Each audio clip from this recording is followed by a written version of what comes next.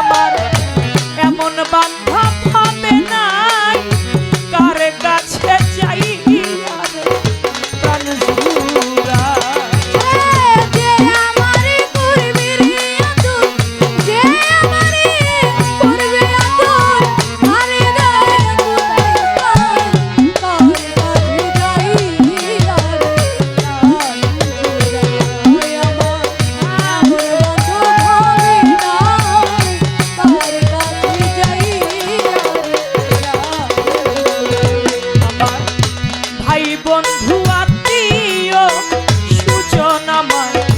সবাই আদর করে, ওরে আমায় সবাই আদর করে, মার মতন আর নাই দরদি যে রাখছিল ওই উদরে, আমার মায় রাখছিল ওই উদরে, রাখছিল আমায় রাখছিল ওই উদরে, রাখছিল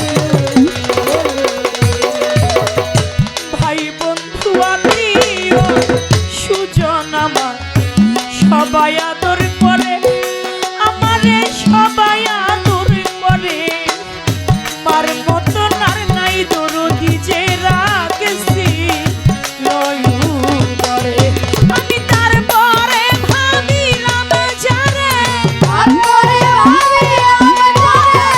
তারপরে ভাবিলাম যারে, তার কাছেও জায়গা নাই, কার কাছে যাই আরে প্রাণ জুড়াই।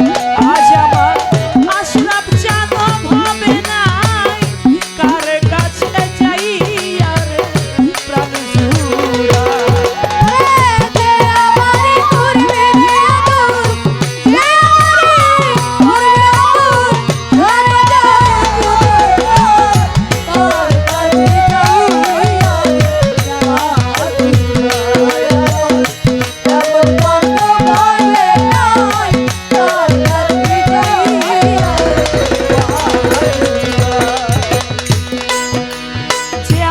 করবে আদর আমি তারে যাইয়া কোথায় পাই, কার কাছে যাইয়া রে প্রাণ জুড়াই।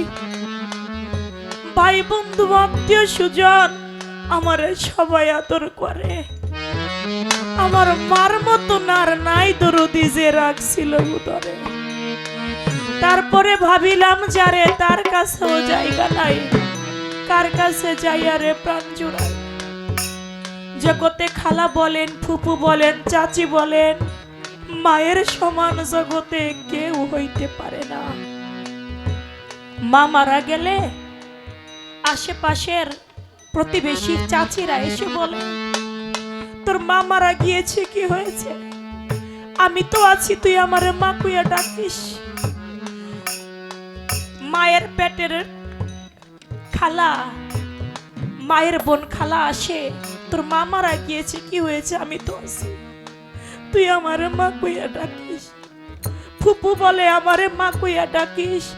শতজন রে মা কইয়া ডাকলেও বাজেন মায়ের আদর জগতে কারো কাছে মিলে না। মা যে কি ধন, যারা হারাই গেছে সে মাত্র জানে এই মা হারাইলে কেমন লাগে। জগতে যারা মা নাই, জগতে যারা বাবা নাই, যারা আপন একটা জোড়ার ভাইও নাই, আমার মুশারফ জান কেমন কইরা সহ্য করে, কেমন কইরা থাকে, কেমন করে ওই মানুষটা বাঁচে। যত রাত হোক আপনি দরজার কাছে গিয়া মা কইয়া একটা ডাক দিবেন, আপনার ঘরের গিন্নি সে শীতে উঠবে না, কিন্তু আপনার মাই না উঠা পারবে না। মায়ের মতো বান্ধব জগতে আর মিলে না। ছোট একটা বাচ্চা, 6 বছর তার বয়স, বাস্তব একটি ঘটনা। জগতে ওর বাবাও নাই, জোড়ার ভাই নাই, কেউ নাই ওর মা ছাড়া। একদিন মা ঘরের মধ্যে অসুস্থ হইয়া পইরা রইছে। 1 সপ্তাহ হয়ে গেছে। মার কাছে গিয়া কয়, মা আজকে 1 সপ্তাহ হইল তুমি বিছানায় শুয়ে রইছো। ও মা, কতদিন ধরে তুমি আমারে কয়টা ভাতও বাইরা দাও না, আমার একটু খাওয়াইও দাও না। মা, ও মা একটু উঠো, তুমি অত খাও না। চাচিরা কয় তোর মাই যদি না খায় এভাবে ঘরে পড়ে থাকলে তোর মা তো বাঁচবে না।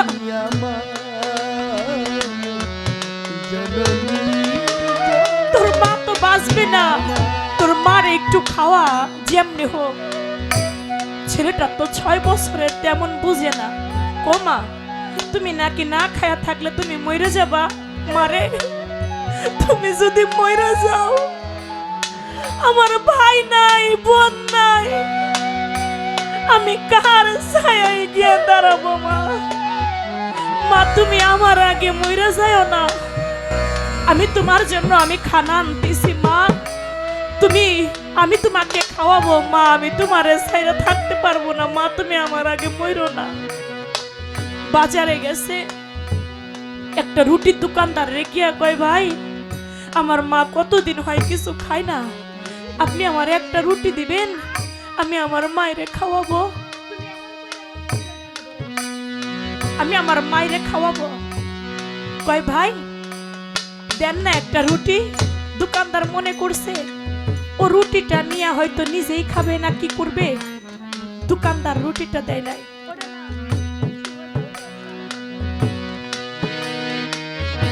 নাকি ওই খায়, রুটিটা দিল না। কয় যাও, রুটি তুমি পাবা না, রুটি তোমাকে দেব না। ও কিছু সময় দাঁড়াইয়া চিন্তা করে, দোকানদার তোমাকে রুটি দিবে না, আমি রুটিটা থাপা দিয়ে দিয়ে নিয়েই দৌড় দেব। রুটিটা থাপা দিয়ে নিয়ে যখন দৌড় দিল, দোকানদার কিছু লোকজন নিয়ে ওরে এমন ভাবে মারলো, মারতে মারতে ওরে রাস্তার মধ্যে শোয় ফেলাইছে, হাত থেকে রুটি ছাড়ে নাই। একটা মুরব্বী লোক সে আইসা কয়, কিরে একটা রুটির জন্য ওরে এমনি ধরে তোরা মারতাছস, ওর কাছে কি একবার শুনছো সেই রুটি নিয়ে ও কি করবে?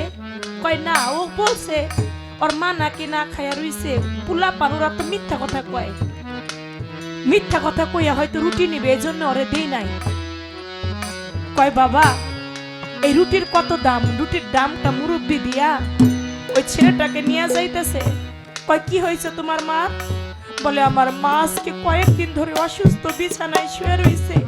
আমার চাচিরা কইছে আমার মাই যদি না খায়া থাকে আমার মা নাকি বাঁচবে না, এজন্য আমি একটা রুটি নিতে আসছি। কিন্তু নিষ্ঠুর দোকানদার বুঝলো না।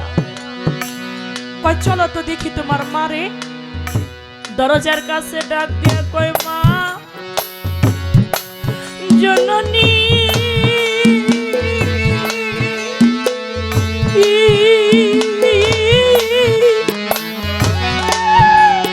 মামা কইয়া ডাকে, দেখে মা কথা কয় না। ও মা, তুমি কথা কও না কেন? এই নাও দেখো কত মানুষের হাতের মার খাইছি একটা রুটির জন্য, কথা কও। তুমি এমন কইরা সাইরা যাইবারে আগে জানি না রে আমি, ওরে তুমি এমন কইরা